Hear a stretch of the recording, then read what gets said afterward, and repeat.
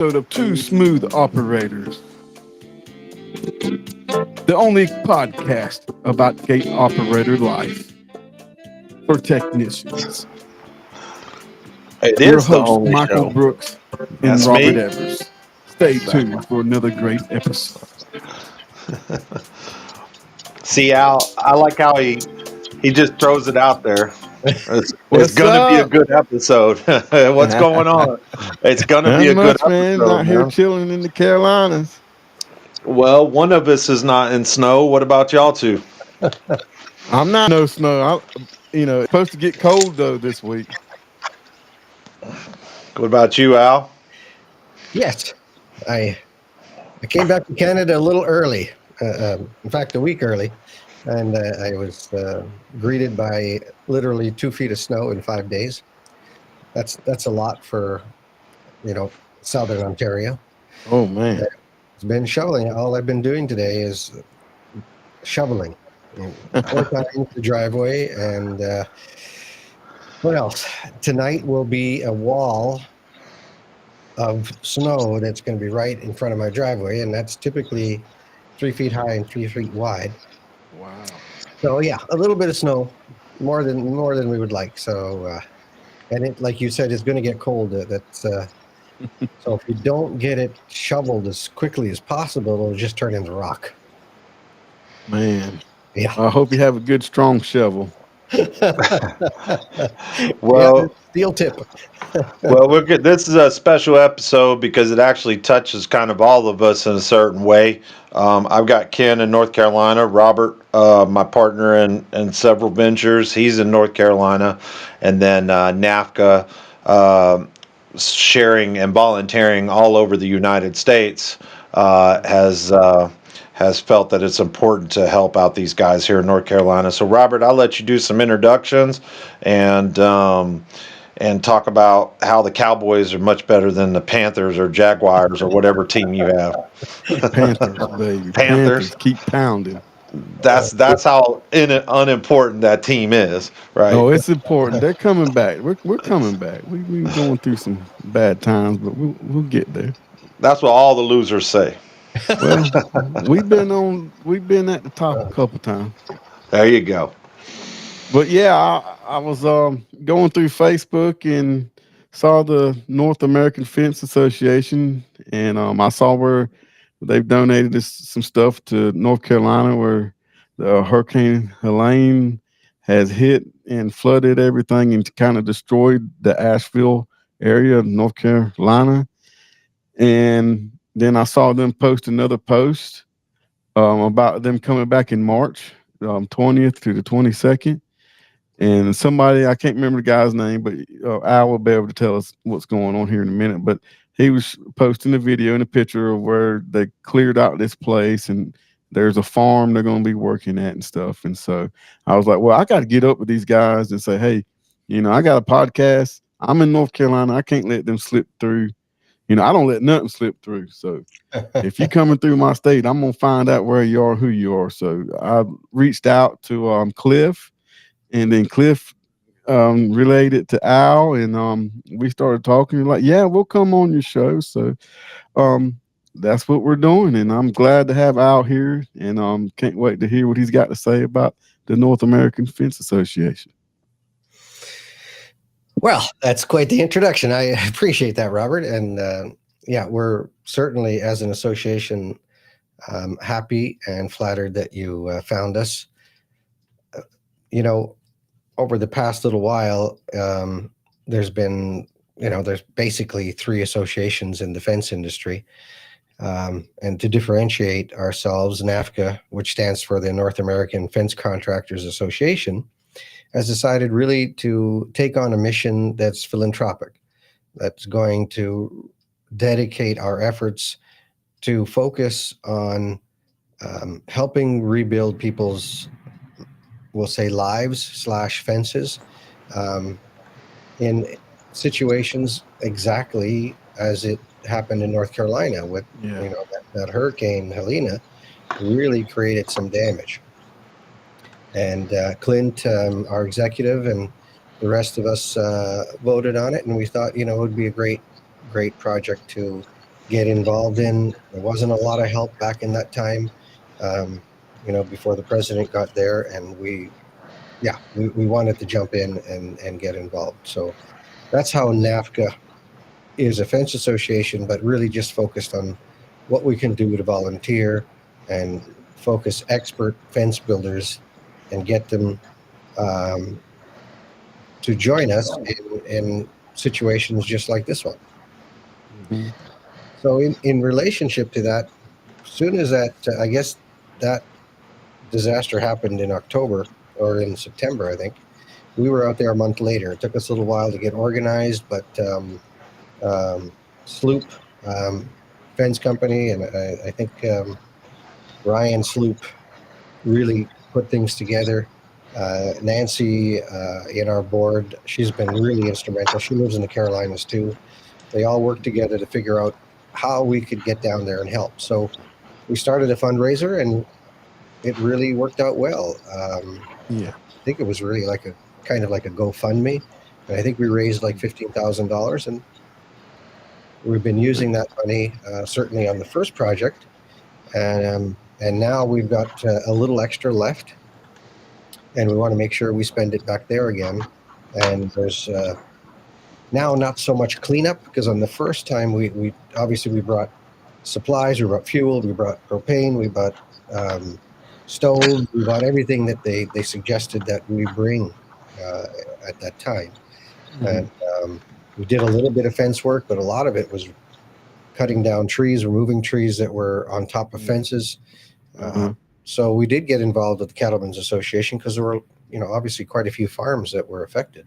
Yeah, because in that area, I worked in that area before, and I worked on top of mountains and stuff with the state police when they built a bunch of towers, and so I got to put a fence up in about every county in North Carolina, and I drove through the valleys, through Asheville and all that, and it's a beautiful place, nice lowland, farmland, and you know, when I saw this happen and I seen the rain come, because whenever it started raining in the mountains and you working on top of a mountain and it starts pouring down rain, you got to start thinking, well, I need to get my crew together and we need to go down the mountain and go ahead and go back to the room, because you don't know if the road's going to wash out. Because I've had roads wash out, while I'm working up there, and then had to just give it some gas and go around them big crater holes, and it's dangerous. And so all that water just came through, that hurricane just came through the western part of the state and just brought so much water through there and flooded, and it's powerful, and it'll eat through anything. And I got a friend that's in my band, the Pink Slips.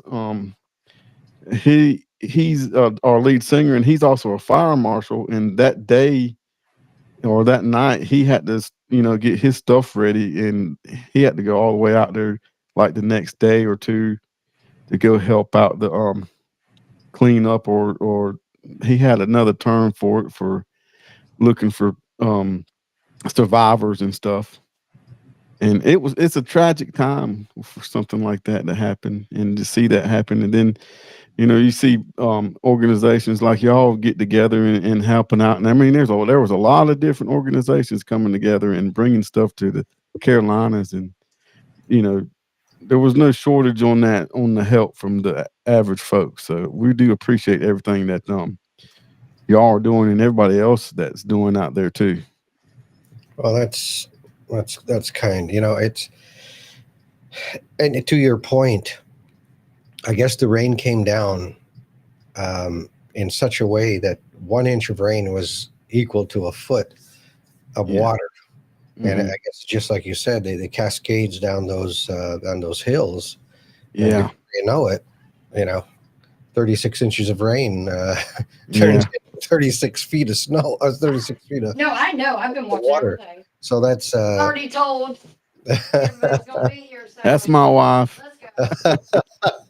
she Hi, wants to Michael. join in. Oh, that's nice. I like it. He ain't on. He was on there a minute ago. She's spoofing My in. That's bad. good. Yeah. But yeah, yeah, just the things that are happening around us in our country, you just don't in the stories that you're hearing about not getting help or FEMA's not doing their job, and then it's um people with different organizations coming in and helping out. So we're like, a lot of people wouldn't have had water or food or been able to get down from where they lived at without some of this help and support that these organizations like y'all are helping out. Well, as we said, in Africa's focus is to do what we can to help, and certainly, um, by the same token, our members and those who followed us contributed quite a bit, and we're very happy that Mm-hmm. that money came in so we could turn around and get down there and help out. So Yeah. there were 3 different farms I think we worked with the last time we were there back in October. Mm-hmm. Also in October, I think 24th or 26th. So it was nice to be able to help at that particular time. And of course now we're ready to go. We're ready to go back in March. Yeah, well, that's going to be great, man. Because if there's something comes up, y'all need something. I mean, don't hesitate to call me, because I know a lot of people around. So something you need, or roll a barbed wire, which I'm pretty sure y'all got all that covered. But if something was to happen, you need something, I will try to help out the best I can. And also we're gonna have uh, pictures or to where you can get the information from the organization. And what's that? Defense retreat right there. What's that? No, that was Oh, we're going to that. Al was kind enough to invite us to um, the FWA, which I volunteer for sometimes, and obviously I work for the Finch University, which is under the FWA. They were kind enough to invite the FWA to work on Arlington, West Virginia. Al, why don't you tell us a little bit more about it? And this will just go to show how serious you guys are about helping the community at large, and in this particular case, the men and women have sacrificed the ultimate sacrifice for our country. Well, I appreciate that, Michael. Yes. So I guess now I think it's maybe 12 years that we've been going to the National Cemetery in Arlington, and we work with them every year to help in replacing a lot of the fences. In fact, the fence you see right behind them, the ornamental fence, the donations come from the different fence companies, so we appreciate them donating the product. And then we as members go out there and take out old fence, if that's the case, and put in the new fence. And you're exactly right. This is a fantastic opportunity to give back to those who did obviously give up the ultimate sacrifice there. And this is a group photo. Usually we take one at the end. The frame that we're kind of around there with the flag and that stump was taken from one of the first projects. And in that project, there were some bullets found. So it was right growing through the chain link fence. That chain link that's there was actually embedded in that limb. So we took I should say, who took the initiative? That was our former president. It'll come to me. I've forgotten his name just at the moment. But his son was a Marine and in the military there. And those blanks there, the rounds, the 21 gun salute, were placed right inside that. Okay. limb. Yeah, that's You see awesome. how That is cool. Isn't that cool? Yeah, that's pretty cool right there. So Yeah, that's awesome. yeah, and we take it to every project we go to, so it kind of follows us along and gives us a reminder of what it is we're trying to do, and it's giving back to the community. So yeah, thank you for mentioning that, and thank you for your help. I remember it was you, and it was was a few of you from the FWA, which we're members of too. Yeah. So yeah, it was great to have your help. Yeah, thanks to the FWA for sponsoring me to go out there. Appreciate it, and it wouldn't have happened without Susan and Brian's support. But yeah, hopefully next year we can get more involved. I've always wondered if it is appropriate or if it makes sense to also offer the electromechanical and access control part of it for some of your classes as well too. And I know Robert and I would be more than happy to do what we can to support that. And I really would hope that if anybody's out there listening wants to sponsor Robert or I to go out there and help you with this project in March. I don't know what Robert's schedule is, but I would do everything that I could to make it out there. And Robert, I'm sure wouldn't have any problem with us putting your logo in some of our videos and giving it equal amount of play on the platforms that we actually have. Does that sound fair to you, Robert? Yeah, man. Yeah. Yeah. I So want to get the word out, you know. yeah. So tell us a little bit more about what's going on in North Carolina. I looked on the website and I'm one of those guys that just like show me where the address is. That way I could see how far it is from friends or family or another event that I have going on or from the airport. And I know you guys are working hard on getting more of those details, but we have the dates locked down. Is that correct? Yes, the dates are locked down. Scott Ruitt was our former president who built that flag enclosure, that frame. I just Oh, gotcha. took a little while to get back through the processing, but yes, we appreciate all the help we can get. There's really, I don't have an exact address, but it's in Shenandoah, North Carolina. Wananoa. Swananoa? Yeah. Swananoa, North Carolina, close to Asheville. We have an Airbnb reserved, so and apparently we've got cots and air mattresses and all the rest, so you won't really have to go out of pocket. We have enough money for food for everybody, so if you arrive on Thursday the 20th, and certainly you can go to the website to see what's what, but our phone numbers and emails are all there. If you're interested in coming, please don't be shy. We'll be there all day Friday. We'll be there all day Saturday, and I think most people will be heading out on Sunday. So there's the exact link for it that's directly related to the North Carolina project with the appropriate spelling down there at the bottom. So in essence, if we can get there, you've got the room and board and lunch covered, if you will. Yes. Okay, great.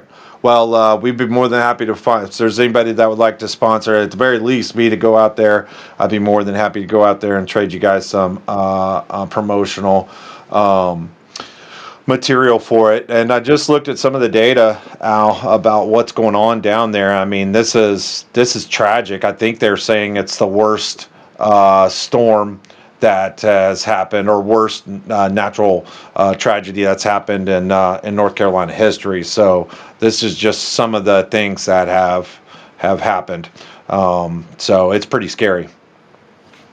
It is. It's quite severe, and we did see a lot of images at the time on the news. But ultimately, yes, we're there to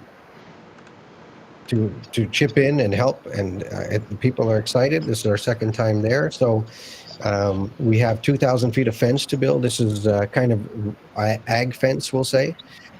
So we're using donated posts, 5-inch and 6-inch diameter round posts, which we'll be pounding in. So we'll be using woven wire in this particular case. So in the end, even if you haven't done a lot of ag fence, this will be an opportunity to sharpen some of your skills, because we're going to have some, skilled people. Sleuth will be there. The teams who do this all the time will be able to give you some tricks of the trade to help you along in your fence skills. And speaking from somebody that has was lucky enough to volunteer, you guys make sure you're going out to work. So you need to make sure that you bring a change of clothes, multiple changes of clothes, multiple changes of underwear and socks, and all that stuff to make yourself comfortable as though you would on a job site. I was laughing at training. Some guys at training they were laughing at me last week. They were laughing at me because I carry a change of underwear and socks and pretty much everything else in my truck just in day to day, because you just never know if you're going to get rained on or soaked. But you still got to get the job done. So eye protection, gloves, jacket, steel toe boots, all that good stuff if you're going to be out there doing the fence part of it. So who do we owe a big shout out to as far as materials and tools that are going to be out there, Al?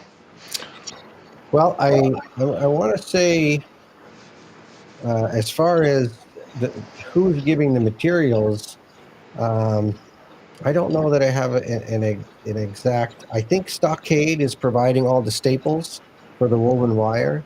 Okay. I also think the posts were donated by American Timber and Steel and Old South Wood Preserving, if I have that right. Those I think are the main material providers, and of course Ryan Sleuth and Nancy were instrumental in kind of getting this whole project in play, so we could all be in one place at one time. And the logistics of that is, well, you know what logistics are like. It can be a bit struggle. So, of course, Clint. We're excited about it. Yes, everybody who was able to donate. So again, it was American Timber and Steel and Old South who was providing the posts, and the woven wire. I'm not sure where that's coming from. Well, make sure you get us an updated list, and Robert and I will put their company links and phone numbers in our post leading up to the event to make sure that the people get credit.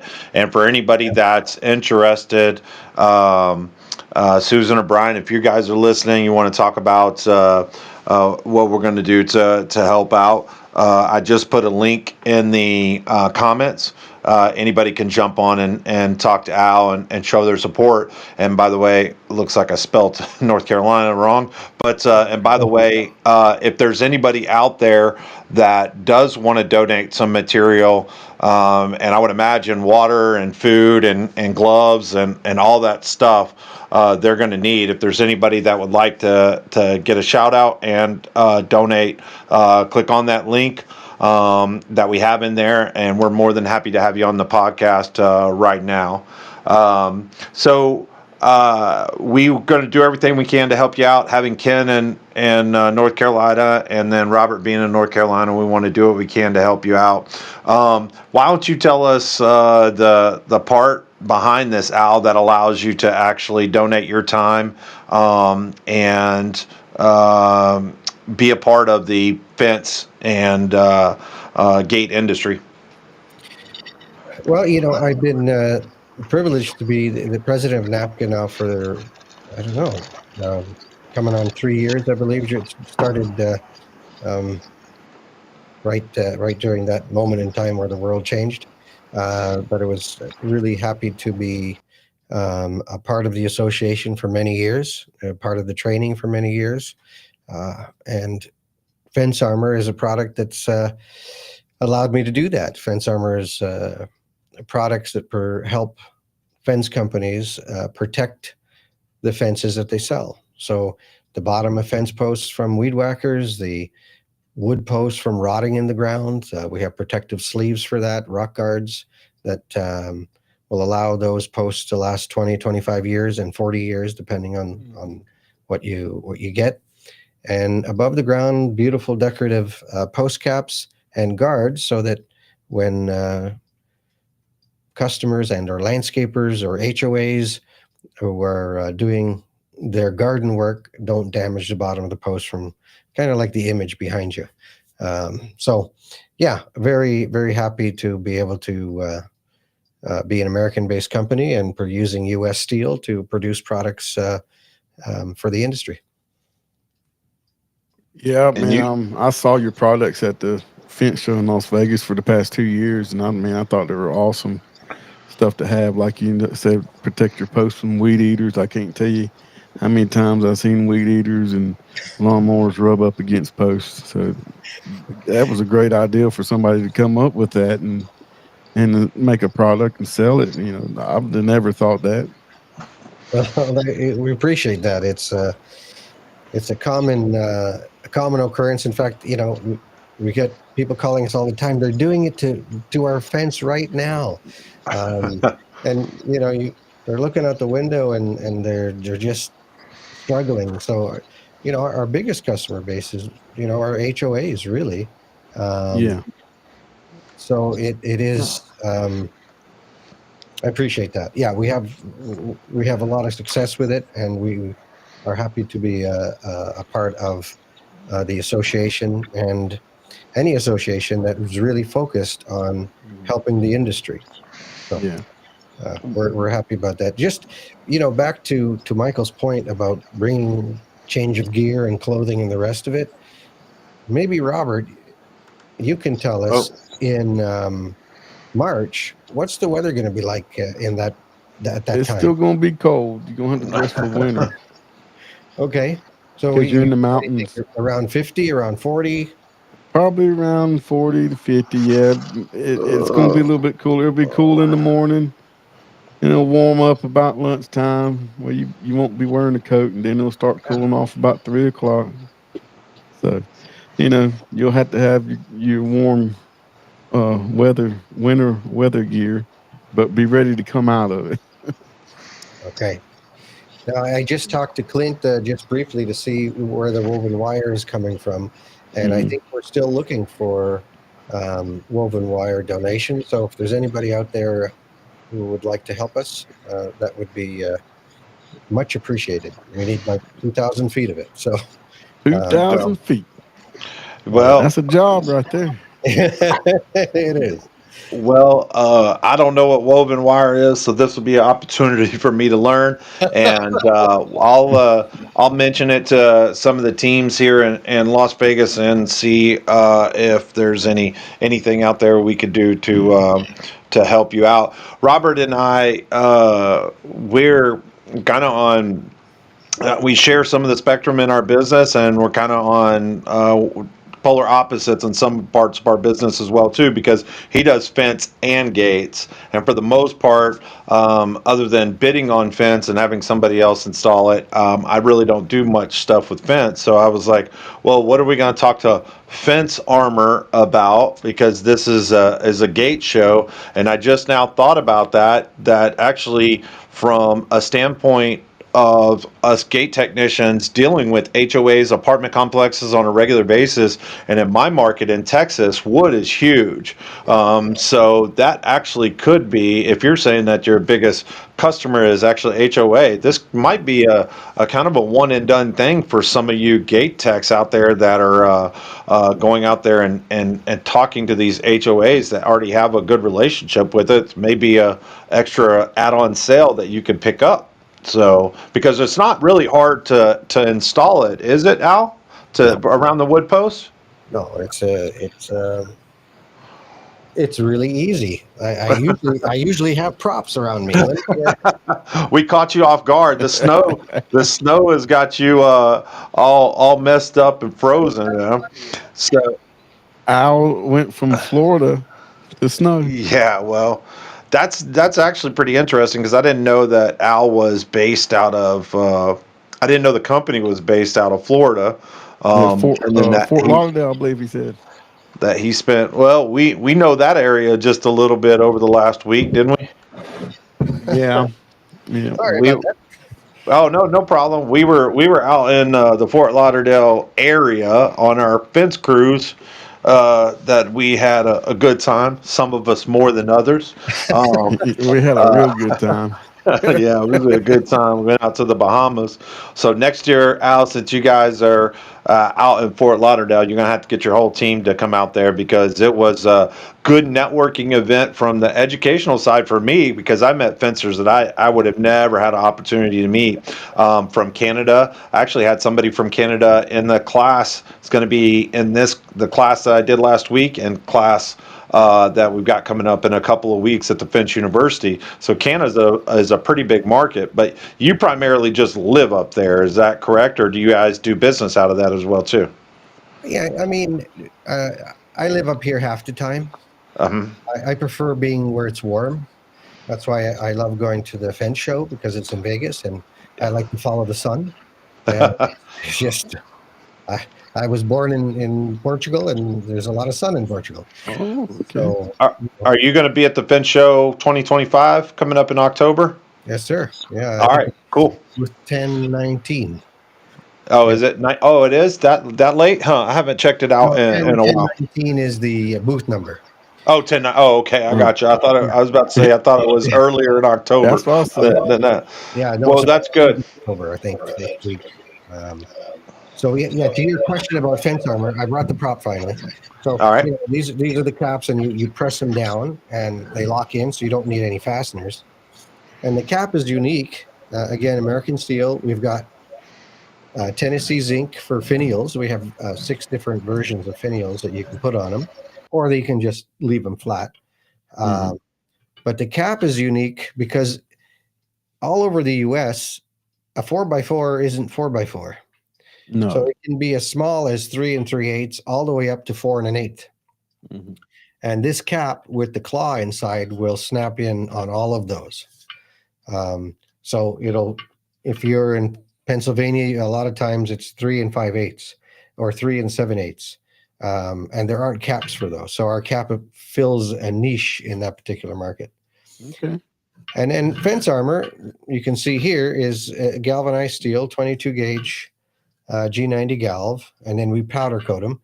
Sometimes people don't want the powder coat, but for HOAs, we'll powder coat them any color they want. We did a project in Colorado with 22 miles of fence, and they had an HOA color that they needed to match, and we worked with the powder company to get exactly the color that they wanted. Even the screws are Pittsburgh steel, and we powder coat those. Awesome. So fence armor is 2 pieces, and you could put on the other side, or like you say, Michael, you're in Texas. A lot of times they build what are called neighbor-friendly fences, and again, they alternate where the pickets live, or all the pickets will be on one side. So you'd only have to put 1 piece of fence armor on those posts because all the pickets are here, and you can't get to that side. Yeah. And then beneath that is the rot barrier. So that rot barrier goes here. The ground line is here. And that's where we protect the wood posts from getting eaten by the microbes that live in the ground. So by keeping the post air and water tight, everything that loves to eat is in the 6 to 8 inches in the ground. So we give that post a longer life, so it doesn't end up like that. Oh yeah. So that coating, if you will, that plastic piece that goes around it, that is new install only, right? You're not. Yes. Yeah. Okay, gotcha. So, but the metal piece can be added after the fact. Anytime. Okay, gotcha. The nice thing about that is you can go into an HOA who's got their mailboxes or their signposts or whatever already damaged, or fences, and immediately you can give it new curb appeal because it'll cover all the damage that's there, and stop any further damage from happening. So it's really something that landscapers should put on when they're in that situation. But for a fence company, it's just a no-brainer to be able to add that extra profit and that opportunity, because HOAs, you don't have to convince them. They know this happens every day. Every day they run out those landscapers. They're doing their job, but ultimately everything they touch with that weed whacker, and if you ever watch a weed whacker commercial, you'll notice they never go up against a fence. It's always magic curbs, it's walls. It's never a fence. Never. And we know So why. where can they pick those products up here in the U.S.? Well, I mean, any fence company can reach out and talk to, well, other fence companies, but certainly come to our website. It's probably the easiest. We'll set them up with an account, and we'll get them the product. So this is all direct. There's no through distributors. I'm going to say there are some. I mean, Mr. Fence carries some stock. Expert Stain carries some stock. So there are some. In Colorado, there are some larger fence companies who carry stock and will be happy to help you. Yeah, that's cool. Minnesota Vinyl in Minnesota carries. And of course, you can get it at Home Depot or Lowe's, but as a fence company, you won't be getting a deal there unless you have some special, agreements with them. But I would say for contractor pricing, yeah, give us a call. All right, cool. And where are they made at again? Yeah, we use American steel. We stamp them. Typically, we stamp them in Canada, and then we powder coat them either down in Florida or up here, depending on what the situation is. We have some special fence armor that's called redwood, and we use a Decoral method. Anyway, it's an Italian process done in Boca, Florida, Boca Raton. Oh, cool. So, yeah, basically on both sides of the border. But our largest market, as you can imagine, is where our home base is in the States. Well, we Awesome. appreciate you coming on, and just to recap, everybody, the Al and NAFCA, North American Fence Contractors Association, is going to be doing what they can to help out the people of North Carolina at these dates. So they have rented a Airbnb, and they're going to basically be giving you 3 hots and a cot. So if you can get out there, bring your work clothes, change of clothes, and get out there and help, because it's definitely a way to give back easily and inexpensively. And Al, what are we still looking for out there? Obviously, we'll take any water, food, all of that stuff, but we need woven wire is what we're looking for right now. Yes, we're looking for woven wire. That seems to be the hot topic just at the moment. We Okay. with several suppliers, but if somebody can come up with it, we'd really appreciate it. Well, We- we'll throw we- the word out there and try to find somebody. Oh, somebody's getting a phone call. Somebody's in trouble. Somebody's wife's waiting for him. Well, we appreciate it, Al, and hopefully I can do what I can to get out there and volunteer again. I definitely appreciated the opportunity, and we're going to talk about gate operator stuff. So it's time for you to get out of here and enjoy some of that snow you got up there.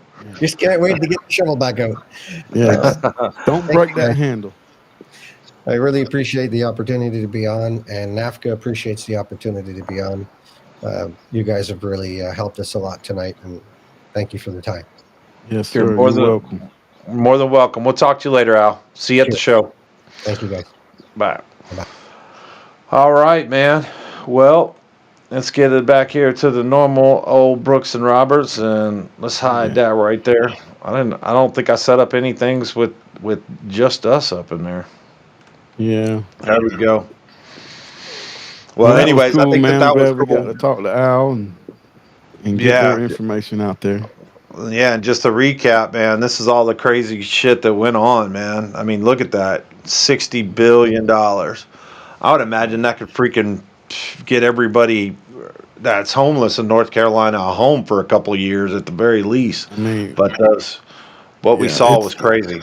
it's crazy. The pictures that I've seen, I'm like, I don't know how they're gonna fix all this, but they'll start plugging away at it. So hopefully, a few years it'll be back to normal. Well, that's one thing when people get all fucking crazy about politics and all that bullshit. It's just like it's relatively simple. There's one thing you could always count on is that's America being America, and we will help each other out when things go like this crazy, and we've got a strong economy and people that are willing to contribute to it. So that's enough. Rah rah rah. Let's talk about Gates, baby. What you Yeah, do man, I last saw a video this morning from LiftMaster on YouTube or Facebook, somewhere? and the name of the video was, I believe, LiftMaster UL 325 error codes, something Uh-huh. like that. It was an interesting video. I kind of liked it. So it showed the different error codes on the video. And then it also showed where you need to check the power source, your 120 voltage. And you also need to check the battery power and stuff. And also showed where you pull the board back and check your transformer, check the inline fuse. So they had some good tips there that I was like, man, that was a pretty good video. So I shared it and I was like, well, we're going to talk about them tips and them processes and how it just don't apply for LiftMaster, it applies for all of them. Yeah, I'm gonna put the link in the chat if anybody wants to check it out. I have not seen it, but knowing LiftMaster, it's going to be an excellent one. Yeah. So let's see. So that they, oh, actually, that's somebody else's, a link to somebody else's channel that they probably just copied off of LiftMaster. Yeah. So, Yeah. anyways, that link that I just put out does not look like it was directly by LiftMaster. So, anyways, but yeah. So what did you like about it? I just think, well, here's the thing. I think they're probably getting a lot of calls. I think there's a lot of people installing gate operators that doesn't have the proper training or don't have the experience, because we've been experiencing people calling us since we started doing this podcast on the LiftMasters, and it's not LiftMasters' fault on some of the stuff that's going on. It's kind of error on the installer part, the experience. And I think they're having to, hey, you need to, they need to start reaching out and advertising more on YouTube or whatever, make videos or something. I don't know, but I thought it was a good video for text to just watch. Yeah. There's so much information out there. I don't understand why there shouldn't be no excuse why you can't learn something in this industry. Yeah, there's a lot of information out there, a lot of content. And I think it's good, and I think it needs to be promoted a little bit. Check it out. Well, I think I think it's a tough one because the whole point I got started with the Access Control Expert School, shameless plug, Facebook, LinkedIn, you can find me out there. The whole point, and possibly the part of the reason why you joined with me on Gate School, which was what is being called training is really not training. It's just talking about what's in the manual. And It's there's teaching just theory, like you said, teaching theory and not classroom. hands-on, which there's no problem with that, because the good thing about theory, it's in your mind. Oh, there's a lot of stuff in my mind, that's for sure. Well, Everybody it knows is. that, Brooks. No, at the end of the day, that is one thing that people still won't get out of their head anytime anybody complains about, like, oh, you're saying that the manufacturer's not doing anything. Well, first of all you have to do is go to LinkedIn and type in Dorking Training, and you'll see my post after post after post, how much I promote the quality of training that Dorking has. And whenever it's out there, I will give it a shout out. And whenever I'm wrong about something, I'll give it a shout out as well, too. But that's the part of the reason why I started the school, is because they were calling it gate operator installation training, but they weren't ever installing any goddamn gate operators. So how can it actually be gate operator installation training when they're just showing pictures and talk about it? But you have to have both. You have to Yeah. sit in a 2-hour class talking about loops, and you have to spend all day installing loops to be able to understand that process. And that just completely got reinforced this week with the training that we did in California. Yeah, tell us Um, about what y'all went through this past week in California. so we went out there and did a demonstration on a gate that JC Guri had, and it was hands-on, straight up, no theory. Well, there was a little bit. I mean, at the end of the day, you have to have a little bit understanding of that 1 in a million stuff, and that's what our service departments are all about. Our service departments are all about that 1 in a million. So it is nice to have that classroom. But Brian Dixon, for instance, loops, spent more time out there talking about loops than he did in the classroom. It was like a 4-to-1. Much less, a lot of people didn't know this, and we didn't know it till the other day when we were talking about him. He doesn't install loops in training like the one that he did here at the Finch University. These ones that they did out here in La Habras, these demo loops. That's the extent of 20 years of him installing loops in training classes. Now he's done stuff on site with installers, and he's advised on site and done site inspections. But as far as training, these men that you see right here, we spent 45 minutes just talking about what they learned the next day. So we did loops. We did a demonstration of how to mount a gate operator, how to install PhotoEyes with a custom stand, why in this particular scenario, why you would want a stand as opposed to a pad, and bolted all that down like it would go in a gate operator, a live scenario, and came up with all kinds of different things that they're going to run into in the real world. Now, what I admire about all these guys is these were the guys that actually are the doers. There was not anybody there that was like a salesperson or somebody that hasn't touched a welder before. So these are the real guys that are out there getting these jobs done here in America and in Canada. So we did that. We did loops. When Luis came in and talked about his gate operator, this is something that was unique as well too. We had 3 gate operators set up. We had a Coyote at 1 gate operator, Luis at 1 gate operator, and me at 1 gate operator, and we went dip switch by dip switch by dip switch and what they did. And I was wrong on 2 of the dip switches, which was so great about the learning process. Yeah. And All-O-Matic provided us with manuals. So as we were finding these things throughout these dip switches and setups and rear mount and front mount and things of that nature, the men were making notes of what this did, what that did, what scenario. But as opposed to Luis talking about inside the classroom, he literally got out there and showed them with gate operators, with PhotoEyes connected to him and running them open and closed, and then the instructions that I gave them on what they need to do in order to work safely around gates. As an example is when this gate operator moves, or when you're giving the gate operator a command, or when the gate physically moves, whether it's from the operator or not, I want you to say out loud, moving the gate. Because like this scenario, you can't see what's on the other side of the gate. So you have Mr. Homeowner or Mr. Property Owner leaning up against the gate, and you decide to push it at 500 miles an hour to get it out of the way so you can measure the tail or figure out where the chain bracket's going to go, etc., etc.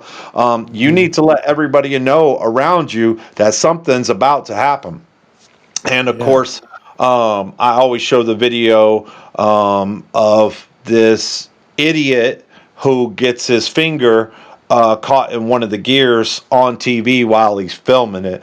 And I go into a long explanation. This guy's stupid. He's an idiot. If you guys do this in class, we're not going to be able to have the class, blah, blah, blah, go on and so on and so forth. And at the end of the video, of course, the joke is I'm the idiot that did it. I put my finger in a CSW 200 gear, upper in between the upper and lower gear reducer, and let that gate run over my finger. Let the gear reducer run over my finger.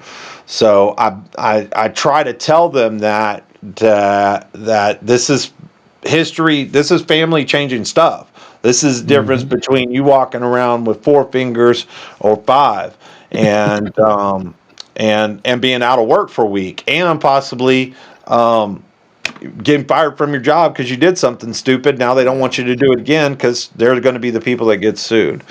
So we did that. We demonstrated mounting a gate operator right here, and installed the loops and loop detectors.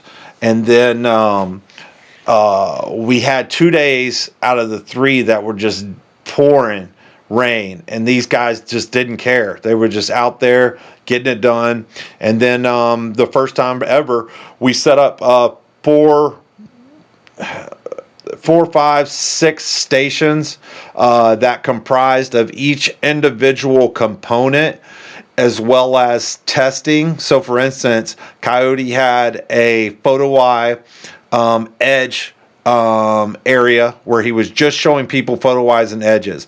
And then Brian Dixon had a loop area where he was showing people how to connect loops to harnesses. Brian Fredrickson had a radio and multimeter section where he was showing people continuity, voltage, as well as hooking up the radio. And then one of the favorite parts that people like is breaking the chain. That's one of the areas where they think it's a lot easier than it actually is, as opposed to loops. They think it's a lot harder than it actually is. And sometimes it takes me a good 5-6 minutes just to show somebody how to take the master link off easily. Sometimes it's not easy taking off. If you got an old chain, you sitting there, you got to tighten down, get it off, and sometimes you can't get them off because they're kind of fused together, and you got twist, pull, hit it with a hammer, whatever, and it takes a few minutes sometimes.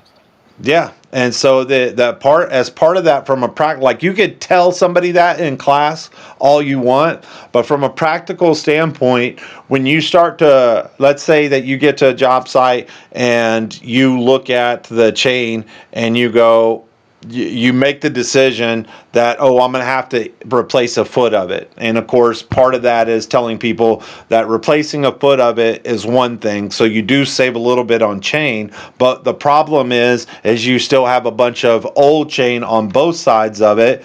And now you're going to have to spend all that time breaking 2 spots in the chain and putting 2 master links on, which the master links aren't the problem. It's just that rusted chain and having to do all that. So when you go to make that evaluation, whether it be replacing the chain or repairing the chain, you want to, the first thing that you want to do before you even do power, before you get your card out, before all of that stuff, I tell them to grab their lubricant off the truck and lubricate the whole chain. And when I say the whole chain, that means from the front of the chain bolt to the back of the chain bolt. So that way, if you do have to take the chain bolt off, you've now got the nuts, master link, and everything pre-lubricated, which you should be doing in your scheduled service anyway. But you want to get that coating, or you want to get that penetration of that lubricant started as quick as possible. So have you been putting any of that new All-O-Matic chain in? Yeah, I've got them. I've got a few of them out there. We put that in. I was just putting all this stuff out in the rain because it's got to go in the rain at some point. So when we were doing our demonstration and stuff, I was doing it out in the rain. And when I moved that chain out of the rain, it had like a big silver streak right down it. And I'm starting to wonder what that coating is. That's just a powder coating off on it. Is it? Like a powder. Oh, okay. It's not nothing that. It's probably what they put on it to after it leaves the manufacturer or something. Gotcha. Protect it. Well, So anyways, we put that on. I'm not a particular fan of silver chain just because I carry black chain on me. But if that chain will last longer, then I'll start using it. But I wish they'd sell it in 100-foot rolls as opposed to those 10-foot packs. A 10-foot pack's store in your truck better, but cost-wise, it's a lot less expensive. So, in essence, the class was how to install a gate operator, and you may or may not be able to notice in this picture the Coyote Denali, who's a California installer, was one of the instructors. So that's very rare for us to have a guest instructor, but it'll be tell more me common. who were the other instructors. I know you said Brian and Denali, and then you had Brian Dixon. So we have Brian So- Dixon, Brian Fredrickson, who's the owner of Las Vegas Fence, me, Coyote Denali, and Luis Gutierrez from Automatic. And that's the first time that I'd seen him be out in the field going through the manual with these guys, which was really cool. Yeah, I think So- that was an awesome team right there. Just to be with all that knowledge of everybody there has 20 years or more in gate Yeah. operator installations, and I mean that's over 100 years worth of knowledge there. Yeah, I mean it's practical. There was a perfect mix of like 4 or 5 hours of classroom, and then we had the rest of it was just out in the field, getting wet, dirty, nasty. It sucked. It really did, because we were just out in the rain trying to get it done, and then luckily Friday it broke, so we were able to finish what you see these men right here doing. And we had about let's see, I don't know how many people are pictured here, but we sold 15 tickets, and we wanted to sell 20, but I'm so glad we stopped like a couple of days before, because it was, even 15 is too many. You got to have one instructor per 4 or 5 people, and it's 20 is just too many. So Yeah, well, we'll see how that goes in the future. I've heard these other guys that do training too. They said like you get too many, people start getting in corners or wandering off, and so yeah, you don't want to get too many in there because it'd be kind of hard to go through and teach everybody everything. But the way y'all had it set up, and y'all had them tables laid out, and you probably had 3 or 4 people at each different table, Yeah. and I assume y'all probably rotated it through. Yeah, so that's something that we'll have to be more efficient in. But like just even taking a loop detector in and out of the harness, plugging power up to it, plugging the loop to it, and then plugging it into a device is a big deal. I mean, in 20 years, I've never done that. I've talked about loop detectors, I've talked about harnesses, plug-in loop detectors, but I've never actually done it in a class. But yeah, you're right, because it is a struggle. We didn't really have any egos in this one, but I've had them in classes before. You got to keep in mind, I've been almost doing this for a decade, training my competitors for free for the first part of it, and trying to get the community to have more hands-on experience. When I say community, I don't mean manufacturers or distributors. I mean actual gate installers. Yeah. Which reminds me as well too, have to thank Sasha from I believe it's Irons Fence, and Jamie Reisner from Southwest Automated Security. Really appreciate those guys stopping by and buying lunch for everybody. And then Master Halco, a gentleman I hadn't met before, but I think he's a Southern California rep. Awesome. Shout out to stop all by. those people that he just mentioned, and Yeah. thank you for being involved with the Fence University and the training. Yeah, and all these guys were fences, but I forgot the most important people, which is Mark and Mary Cobb. I don't know them. You don't? I don't think I know them. Oh, Lions Fence. So here's what Mark Cobb has said. All right. Well, Are you serious? Are you just messing with me that you don't I'm know messing them? with you. I Oh, know okay. I that. was about to say, what do you I can't mean? remember because all the drinks I've had over that, all Oh, the rum I they were drunk on there. the cruise, I That's forgot their right. They were there names. at the fence cruise. That's right. I totally forgot. Well, when I got back to the office, a lot of people who've dealt with the Finch University and FWA probably know Leticia, that works here, does some of the administrative stuff. She also works for a fence company as well too. So typically, if I go out and do anything, I'll bring stuff from the expos to the guys and gals here in the office, just so they can have, like a notepad or a pen or um, a stuffed animal or whatever the case may be. But she was with us on the cruise.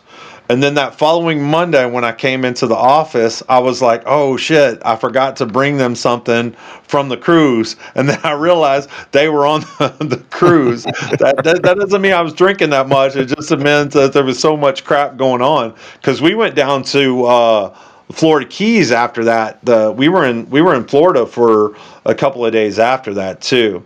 So yeah. Anyways, it was a long thing, but we can't forget. Oh, here we go. We can't forget Mark and Mary Cobb. Mark's the problem with Mark is that he's just getting old, and the older that he gets, the meaner that he gets, and Well, I think he had too much to drink. I don't think I saw him with one drink at all. No, he just Yeah. And I mean, Mary now, she likes to party too. She had a good old Yeah, time. Mary did have good. She was just such she was so excited about going to the Bahamas and going Hmm. shopping, as I'm sure Mark was excited about going shopping as well too. But she was excited about that, and it was really cool because that on that day that we went to the Bahamas, well, we saw y'all over at Yeah, I went the to what Senor Frogs. Senor Frogs. So we Mm. went. We were all planning on meeting at 1:30, and then I heard you got food poisoning or something like that at lunch. No, that was that later on that night, on that Oh, Thursday gotcha. night. I ate Yeah, something that didn't agree with me. because we went out after that. I think everybody was out. We did something. I can't remember what the hell we did. And Oh, we I were got about wore pictures. out because we were going pretty hard for the first 3 nights, so we were about wore out that last night. Yeah, we I think the only day that I slept in late was Tuesday, because Yeah. Tuesday I had a very good time, or Monday I had a very good time. I don't even know where we put those pictures. I'll start looking for those pictures. But yeah, I can't wait till next year. And next year, I'm talking to Brian and Susan and see if they'll let us do a gate operator like overview or class. I mean, I know I just talked about gate operators a little Yeah. bit, but hopefully we'll do a class or something like that. Just the basics, like a quick start. And Um, I was like strolling through YouTube and this video popped up, a 100-day cruise. So the next one we could take 100-day cruise, and just cruise around the world for 100 days. I think. Oh, have you heard that these people actually will buy a home? They buy one of those rooms, and that's Yeah. their home forever. Yeah. Yeah, and then I, they I just got don't to think pay. I could do it. I'd get Man, tired of it. I'm telling you, my my head, like when I close my eyes, I could just see, I could just see weird, like the ocean. I just saw the Yeah. ocean, and then for the next couple days, I actually didn't realize that it actually stopped. But for like the next couple of days, and when I was on land, um, I was just like, still moving around. I don't know, man. It's just a weird sensation. I guess Susan's in the Navy, so she didn't bother her, and No. but it did bother me. I didn't get seasick or anything, but yeah, it did bother me. Man, I And can't even find any of the pictures. yeah, and Brian and Sean King and had the people from Canada. Then we had some other boys from Kentucky. Um, I don't think I met him. you, Brian. you did, but that was the night that You had too Oh, much okay. fun. Yeah, you can leave it at that. But I don't even know what we did with those pictures. Fence show, Brian. I wanted to show a couple of people that might be watching some of those pictures. Anyways, I'll get them up there later And on. we had a good time. I enjoyed it. It was good to. It's my, February and January is kind of slow, and it was perfect timing for me to do something where I can cut loose because I'm on starting tomorrow morning. I'm wide open, and I'm going You gonna turn it on to 100%? 100%. Them boys better be ready in the morning.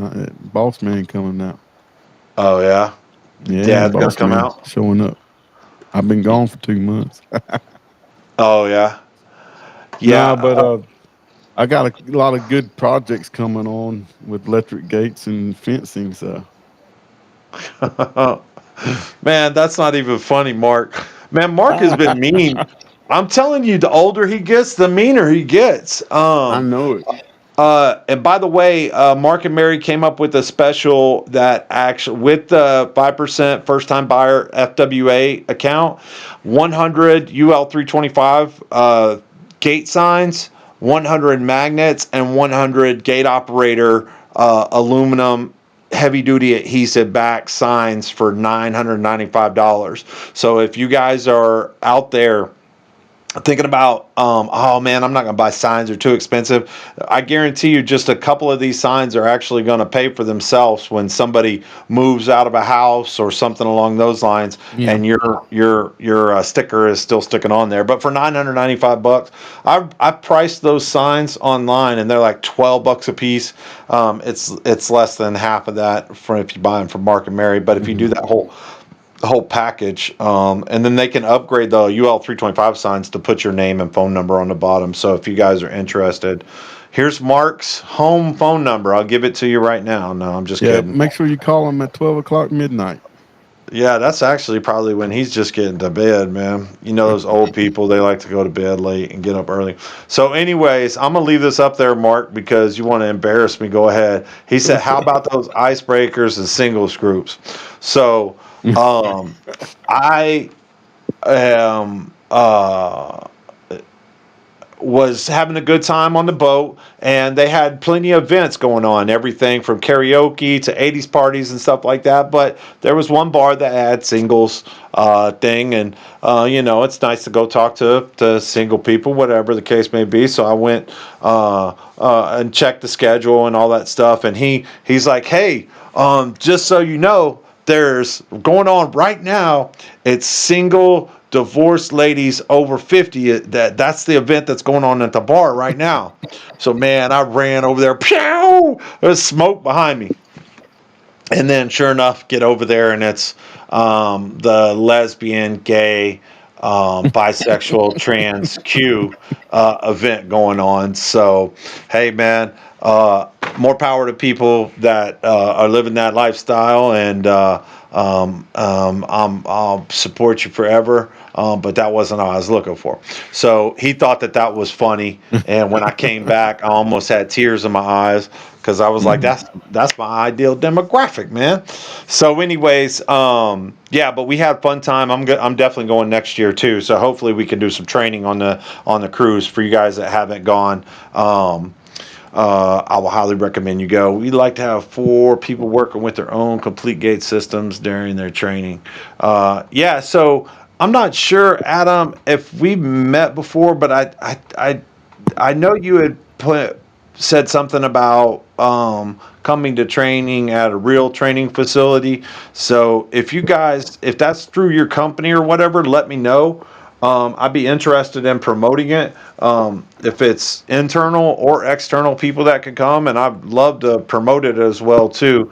He Yeah. commented on a picture when I was showing it from the classroom, but I get it.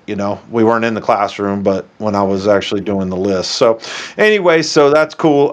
Adam, let me know more about that. I appreciate it. So that's all. I guess that's the long version of what I was doing this week, Robert. What about That's you? cool.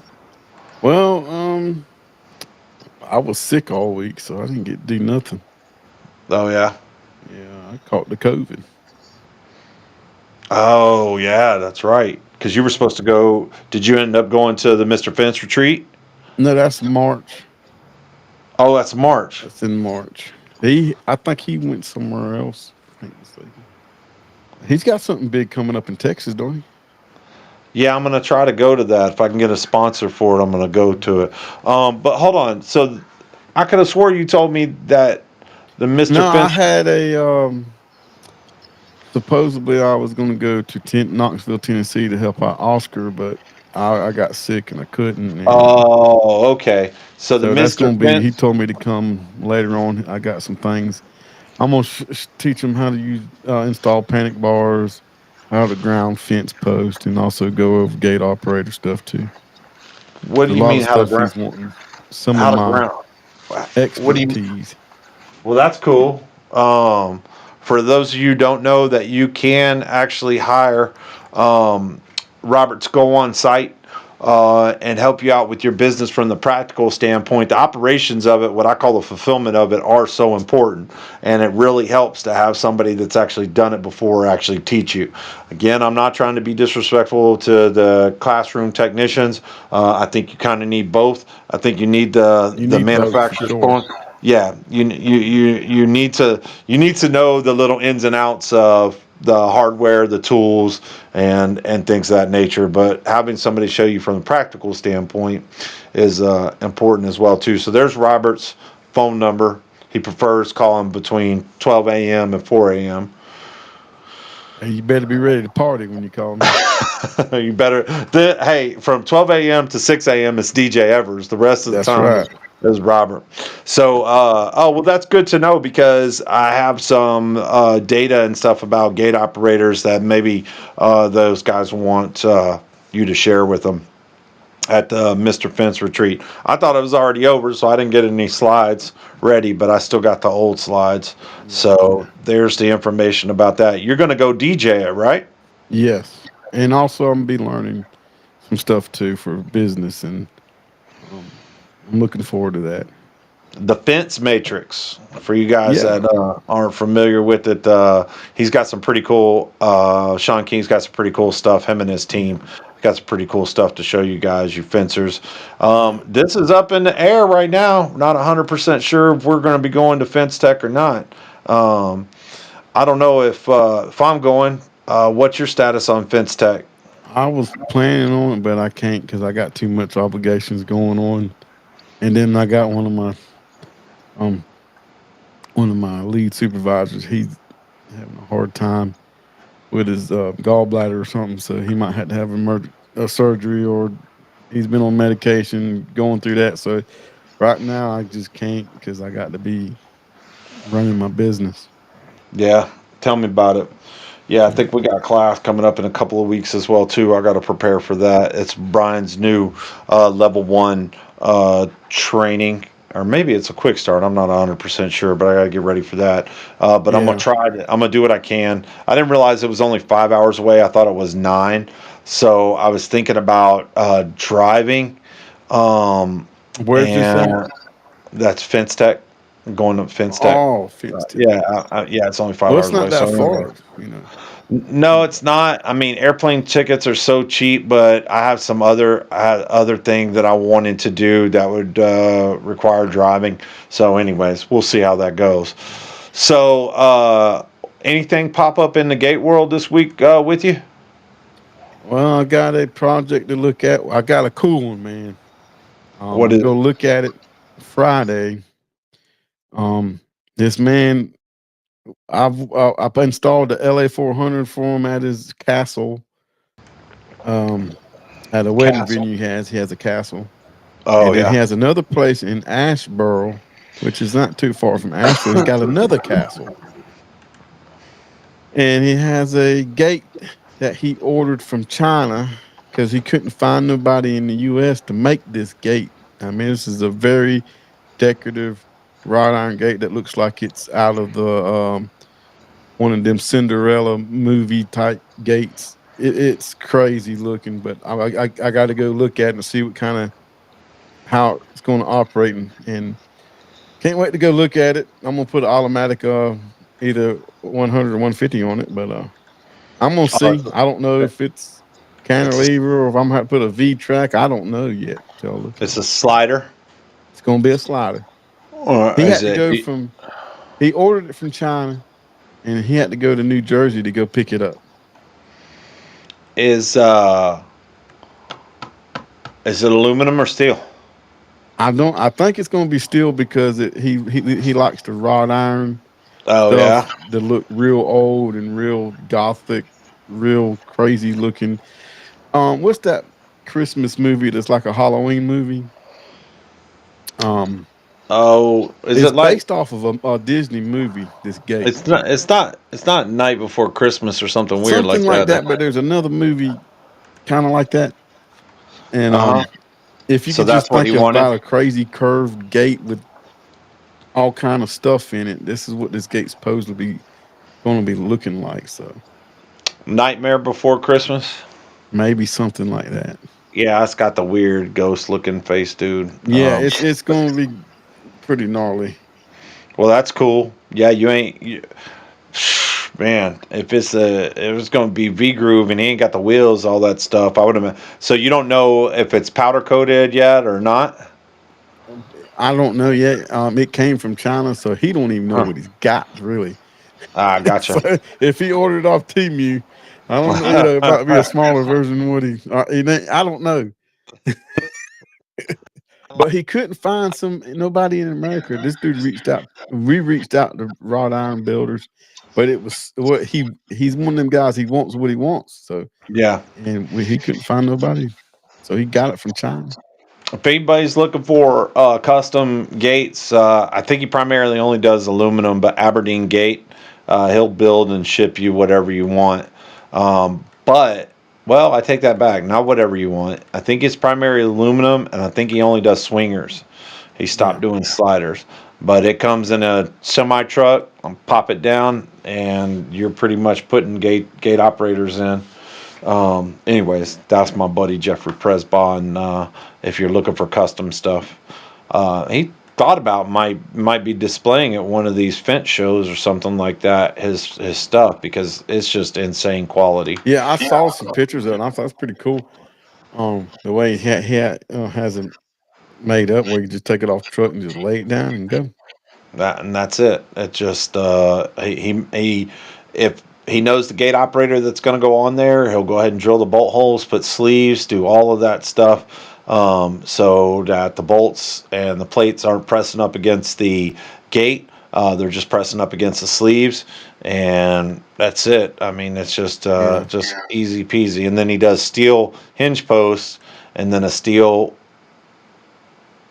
hinge on the steel side and aluminum hinge on the other side that has adjustment in it. So, but they're no joke. I mean, you could easily buy a car for oh what yeah, they charge, yeah. if not more.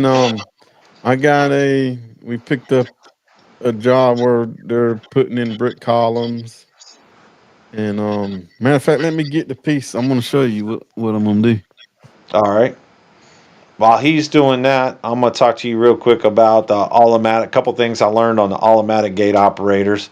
Uh, when we were out there in class talking about gate operators, they had. Oh, he was back pretty quick.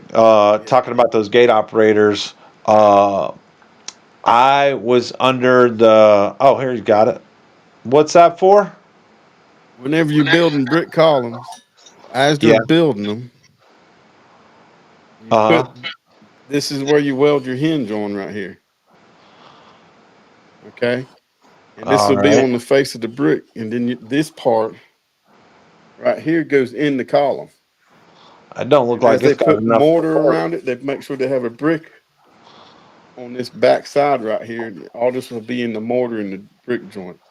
It And don't look like it's got enough weight. What is that made out of? uh You only putting 200 or 300 pound gates on that, right? yeah, this is like a 12-foot opening. Yeah, yeah. This will hold So anything, man.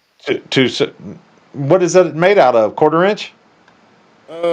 Yeah, quarter inch. Yeah. And put it in the orientation that it welds to the hinge post. You high on crack, man. What? There's gonna be brick right here. Brick don't support anything. Yeah, it does when they fill it up with mortar. No, they don't. So that's the first thing that breaks, man. And then No, you it weld don't. those, and then you weld those other two pieces to your hinge post. You weld that to the hinge. This is going inside of a brick column. That's not okay. Well, what do you weld to the hinge post? There's no hinge post. This is the post. When you build a brick column, Have you done this before? hundreds of times. Oh my God! Please send me pictures. I want to see it. Is there anybody out there that's ever seen anything this crazy, where there's no hinge post and it's just a brick column? Yeah, Please you got post to build the now. brick column solid. Now you can't build it hollow. What do I know? I never And done a then brick.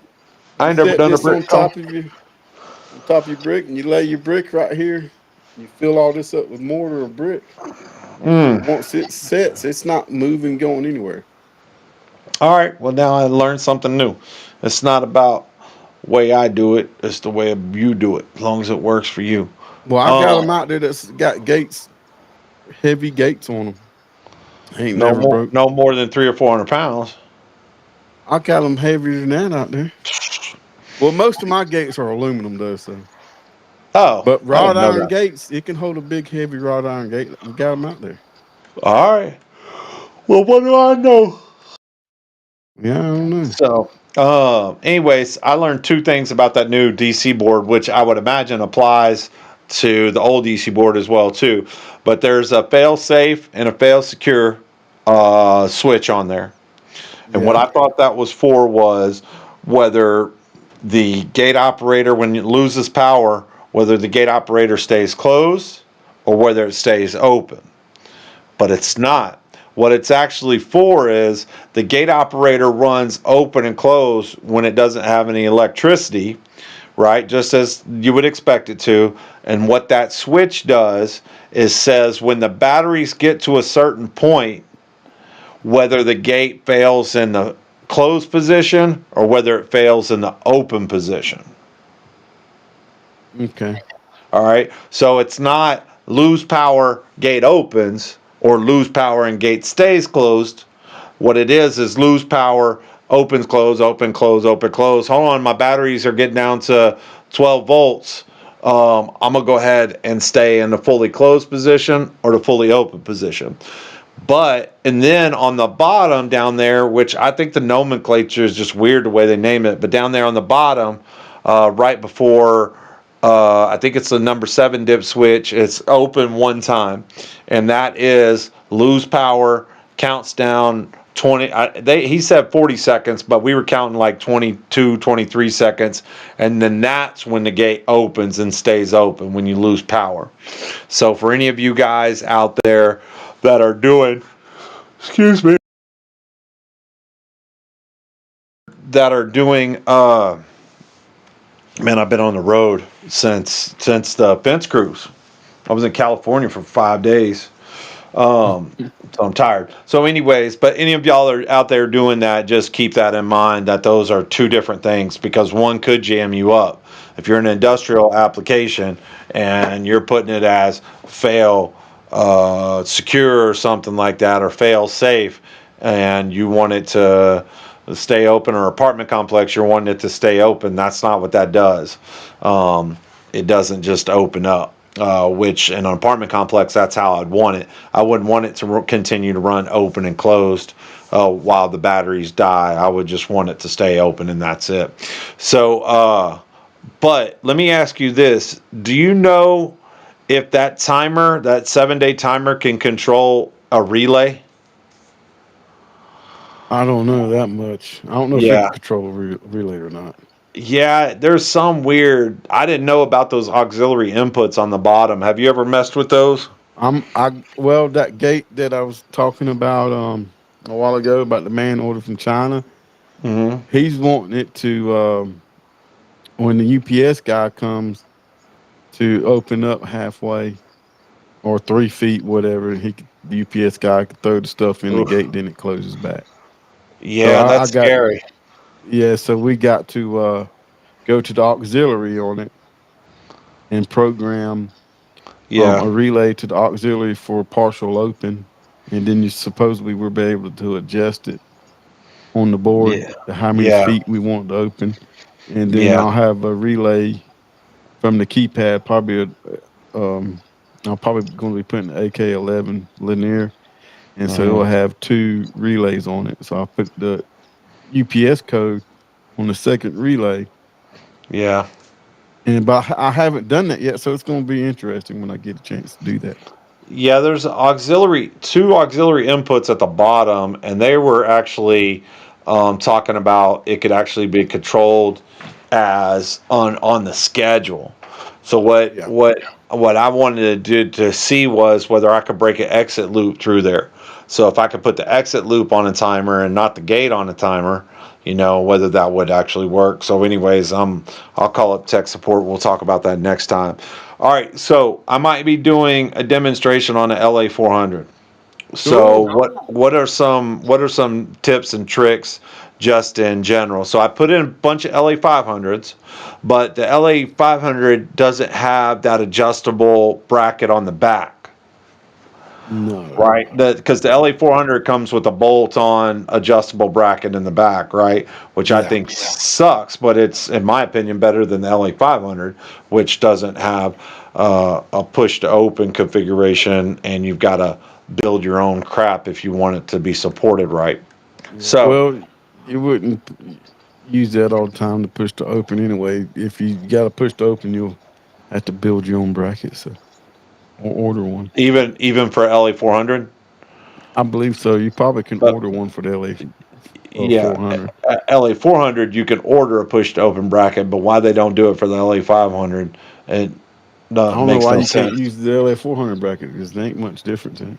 Well, Drill a you could hole. just use a U.S. Automatic Patriot and call it a day, and Oh then you'll yeah. get push to open or pull to open, whatever it is. So, anyways, so the way that I typically will do at LA500 is I'll mount the housing first.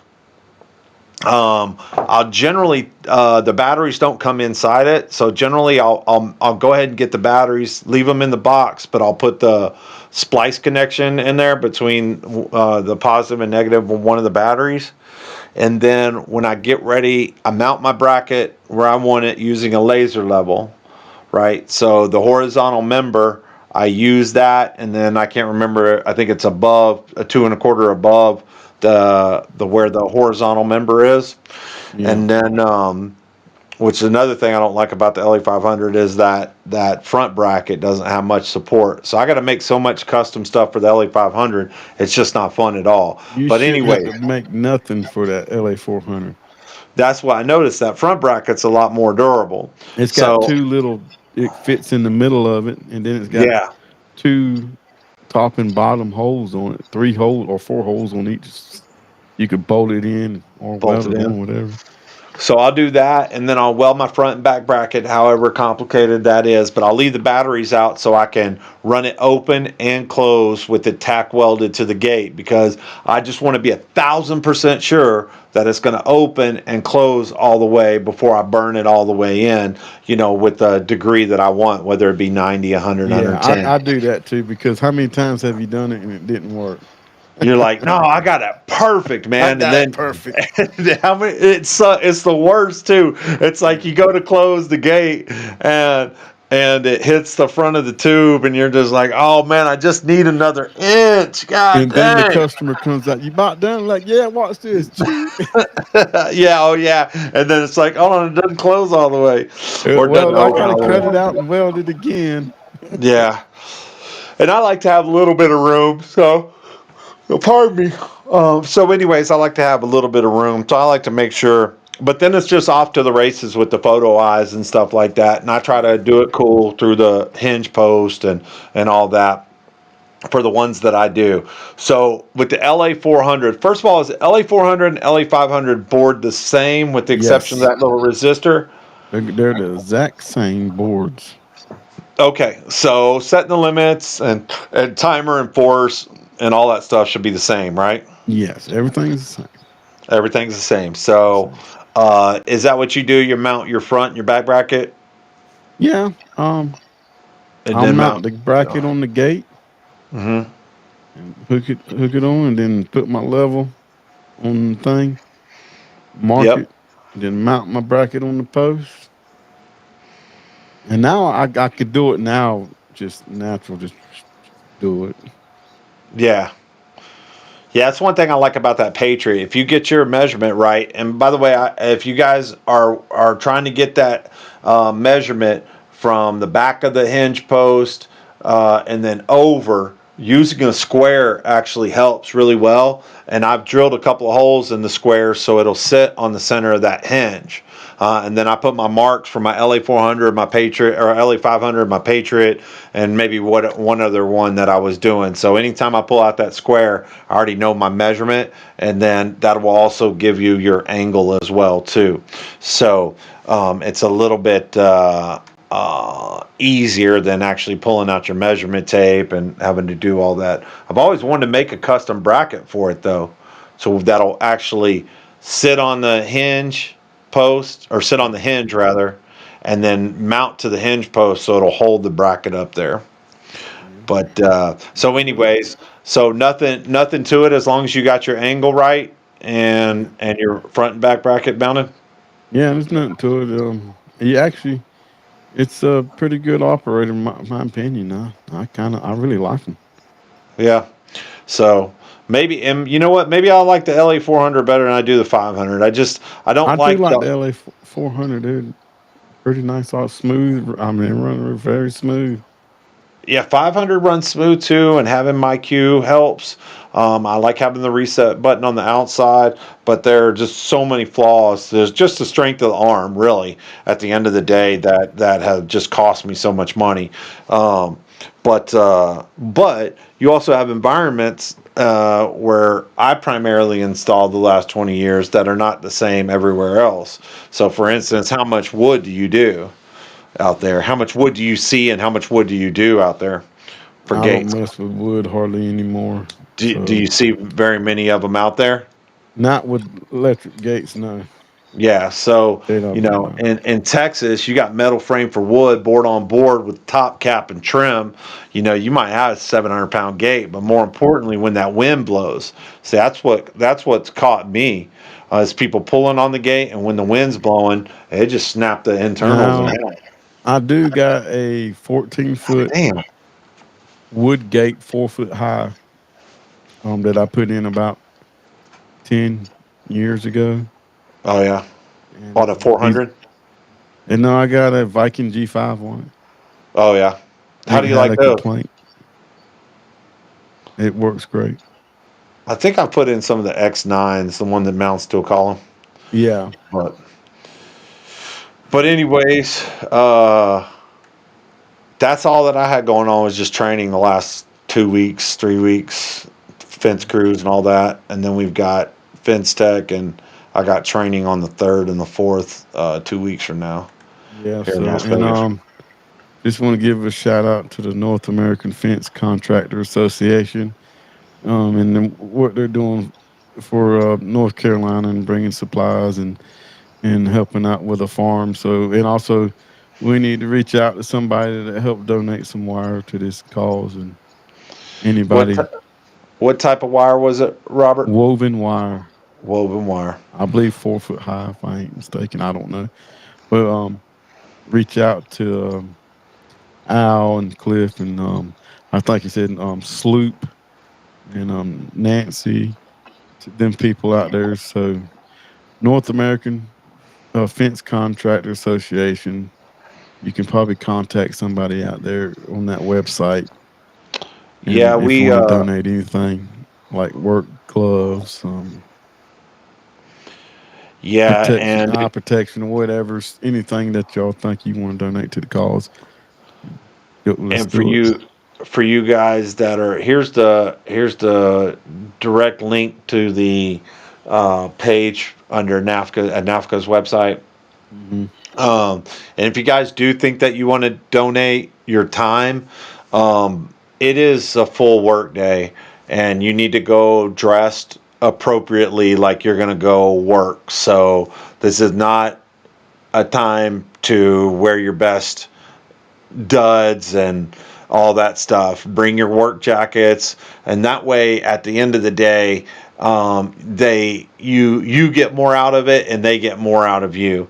If you're wearing your nice shoes and all that stuff, like you're gonna go do networking, I mean that's cool in the gang. I mean, I guess if you're gonna donate $500 and you're gonna go out there and see what your money is working towards, so you could take pictures and promote it. I'm not against that. I'm not against going and just taking pictures of it, but you guys got to remember, going out there to work. So bring you clothes and warm and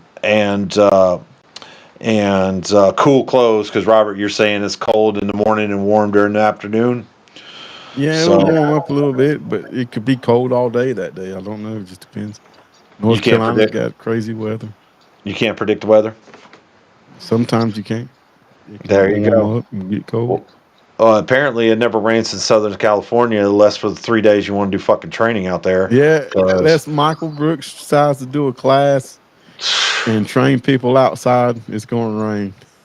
Man, it was a monsoon, man. It was, and the problem with the rain is it was just drizzle the whole day, so it was just bad. So, anyways, going back to the NAFCA thing, there is the direct link. They'll get you the location. However, if you can get out there, from what was being said, they're going to have 3 hots and a cot for you. So just get your butt out there. They'll have a place to stay. And so on. So, and if you snore, I might have to sleep outside because I'll keep everybody up. So, but that's it, man. You got anything else to add? And that's it. I'm all bundled up and done. Let's call it a day, man. Everybody, hey, thank you for watching. Appreciate it. One more involvement. If you guys want to jump on sometimes, we're generally putting the link out there for you guys to do it. And we're looking for more interviews in the gate, access control, and fence world. We're going to have a good interview coming up Thursday night. Oh, yeah. We keeping it a secret? Well, we can say, I'll say his name. His name's Barry Nix, I believe. Oh, okay. NIX. Yeah. And, he has a marketing for garage doors and gate operators businesses. So I've seen a few of his videos. Marketing for those companies. Well, cool. Everybody, thank you for watching.